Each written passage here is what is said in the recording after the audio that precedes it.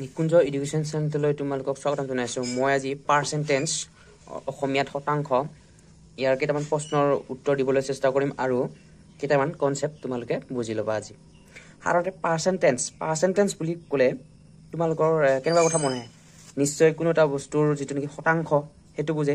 ধৰা হ'ল প্ৰথম লিখি ল'বা, নোট কৰি যাবা, শতাংশ যিকোনো এটা বস্তুৰ শতাংশই সেই বস্তুটো 100ৰ ভিতৰত কিমান সেয়া বুজায়। অৰ্থাৎ x% বুলি ক'লে x/100। আমি জানো যে ধৰা হ'ল 10% বুলি ক'লে আমি এক্সাম্পল দিছোঁ মই ইয়াতে 10% বুলি আমি কিমান লিখিম 10/100। ঠিক আছে, এনেকুৱাকৈ লিখিব লাগিব আমি।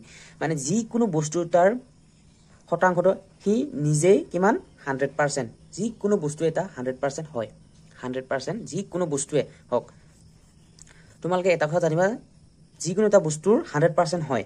এতিয়া যদি আমি 10% লিখিব লাগে 10/100 এনেকৈ লিখিম। ঠিক আছে, এতিয়া নেক্সট এই কনচেপ্টটো তোমালোকে বুজি ল'বা যে যিকোনো বস্তু এটা সি নিজে কিমান 100% হয়। এইখিনি নোট কৰি ল'বা। তাৰপিছত মই প্ৰশ্ন লৈ আহিছোঁ, কেইটামান প্ৰশ্নৰ লগতহে বুজি পোৱা যায় আচল কথাবোৰ। এতিয়া প্ৰশ্ন নম্বৰ 1, 90ৰ মানে হ'ল অফ, ইংলিছত অফ আছে, যিটো নেকি আমি পূৰণ বুজোঁ। এতিয়া 8 1/3 এইটো আমি ইয়াক কেনেকৈ ছল্ভ কৰিম এতিয়া তোমালোকে চাই থাকা। আমি প্ৰথম এই 90 আছে, 90টো নালাগে, প্ৰথম আমি এইটো প্ৰথম লিখি ল'ম 8 1/3%। এইটো মানে তোমালোকে বুজি পোৱা নাই, এইটো কি 3 8 কিমান 24 জেগাত কিমান 25, ইয়াত কিমান আছে 25, ইয়াত আছে কিমান 25 আৰু এই 3টো ইয়াত তলত লিখি দিব লাগিব। এই ইয়াৰ মূল হ'ল এইটো কি ডিনমিটাৰ বুলি কয় এইটো।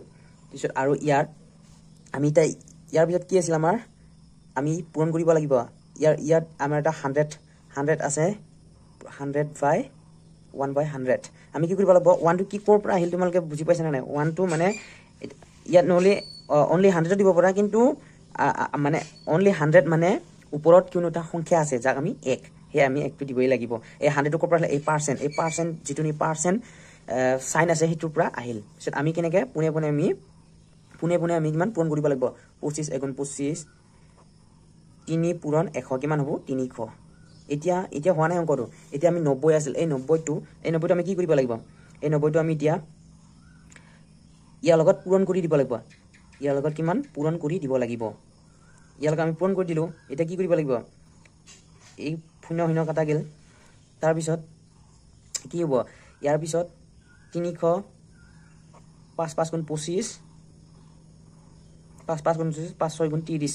এতিয়া 9 আছে, 3 3 2 × 6 3 3 × 9, ইয়াত 2 থাকিল, ইয়াত এতিয়া আমাৰ নাযায় আৰু নাযায়। আমি কি কৰিব লাগিব, এইটো 5 পূৰণ 3, এইফালে আমাৰ কিমান 2 আছিল, 2 এইটো কিমান হ'ল 15/2। এজিকালি কিমান হ'ব, এজি কিমান যাব 2 এজি 2 7 গুণ কিমান 14 হাতে গ'ল কিমান 1, একটো আমি দশমিক দিয়াৰ পিছত কি হয় 0, কিমান 10 হ'ল, 2 5 গুণ কিমান 10। এতিয়া আমাৰ এনচাৰটো কি হ'ব 7.5 কিমান আছিল 7.5। অ'কে, 7.5 আমাৰ এনচাৰটো এইটো এনেকৈ ওলাব লাগিব। তোমালোকে বুজি পাইছা নে নাই। এতিয়া নেক্সট কুৱেশ্যনটোলৈ আহোঁ।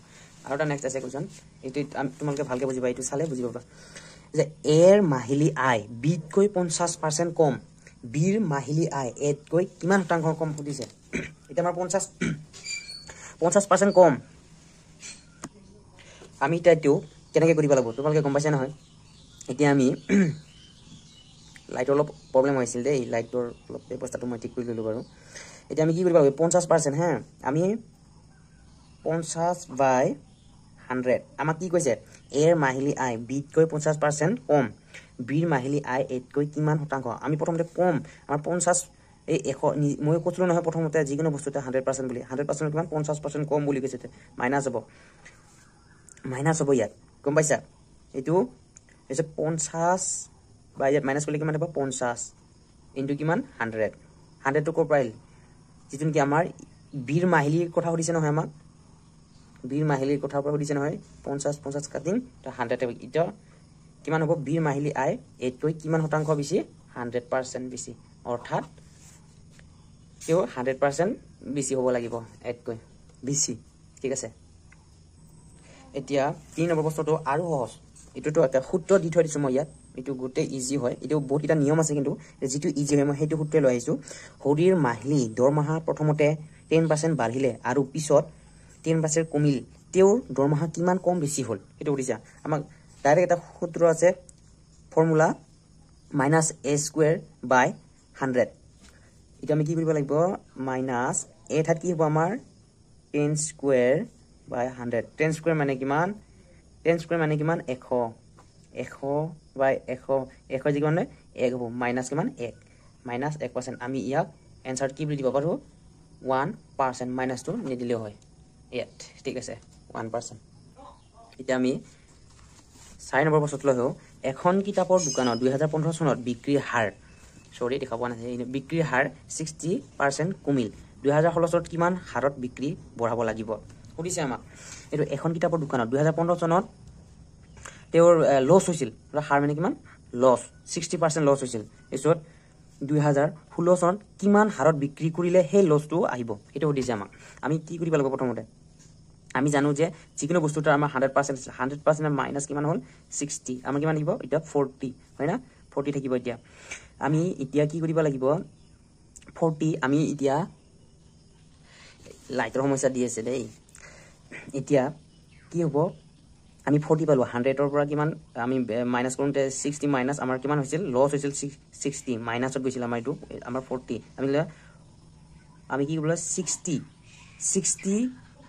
60/40 into 100 আমাৰ 100% নাছিল বাৰু আমাৰ 100 0 0 2 2 গুণ 4 2 5 গুণ 10 এতিয়া 2 যাও যাব 2 30 60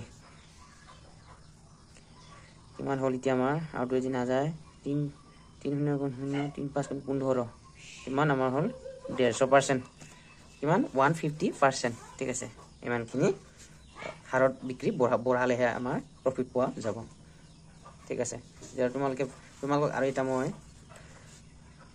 কোৱেশ্চন দিও এটো তোমালোকে হোমৱৰ্ক কৰিবা 300 or 300 or 18% to ইমান হ'ব